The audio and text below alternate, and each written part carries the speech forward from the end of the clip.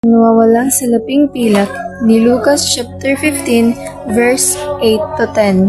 Birthday ni Christine, kaya binigyan siya ng special gift ng kaibigan niyang si Carmel. Birthday ni Christine ang regalo na binigay sa kanya ng kanyang kaibigan. Kaso, nung binalikan niya ito, bigla na lang nawala. Hinanap ni Cristel ang regalo na bigay sa kanya ng kaibigan kung saan niya itong hinanap, ngunit hindi talaga niya makita. Kwento sa Jesus tungkol sa isang babaeng nakawala ng isang importanteng bagay. Siguro, ganito yung nangyari. Maganda ang sikat ng araw, magandang pagkakataon sa mga kababaihan na maglaba. Nagkakatawanan pa nga sila habang sila nagkwentuhan. Ang paglalaba ay nakakapagod at mahirap, pero mas masaya kung sama-sama. Araw-araw, may bago silang napapag-usapan.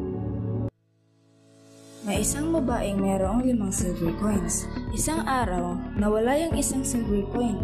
Naisip ng mga nakikinig kay Jesus, kawawang babae naman iyon. Napakalungkot naman ang sinapit niya. Ano na lang ang sasabihin ng asawa, kapitbahay at mga kaibigan niya. Nagsindi ng lampara at ang babae at nagsimulang maglinis sa buong bahay. Tinignan ni Jesus ang mga mukha ng mga nakikinig sa kanya. Alam niya ang mga itsura ng bahay nila na may maliit na bintana at minsan pa nga ay walang bintana. Madilim kahit na umaga. Nagpatuloy sa paghahanap ang babae at hindi siya susuko hanggat hindi niya ito nahahanap. Sa ibabaw ng lamesa, sa ilalim ng lamesa, hinanap niya rin sa lapag at sa wakas, nahanap na rin niya.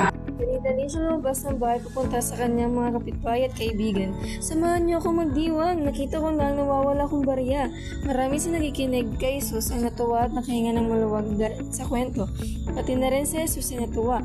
Piningning sa mga mata ni Jesus nung sinabi niya, sa ganung ding paraan ay magkakaroon ng kagalakan sa mga anghel ng Diyos dahil sa mga sasalang nagsisisi.